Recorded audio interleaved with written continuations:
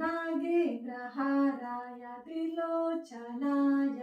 भस्माङ्गरागाय महेश्वराय नित्याय शुद्धाय दिगम्बराय तस्मै नकाराय नमः शिवाय ॐ नमः शिवाय ॐ नमः शिवाय ॐ नमः शिवाय मन्दाकिनी शैलचन्दनचरित्राय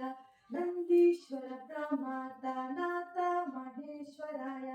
मन्दार पुष्प बहुपुष्प सुपूजिताय तस्मै मकाराय नमः शिवाय ॐ नमः शिवाय ॐ नमः शिवाय ॐ नमः शिवाय शिवाय गौरी वदनाब्जवृन्दा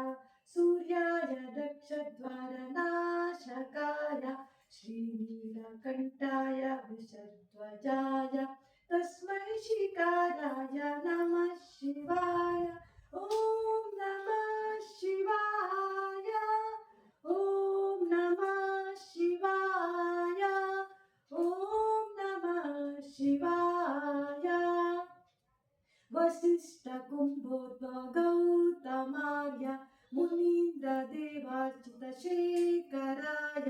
चन्द्रार्कवैश्वनरलोचनाय तस्मै वकाराय नमः शिवाय ॐ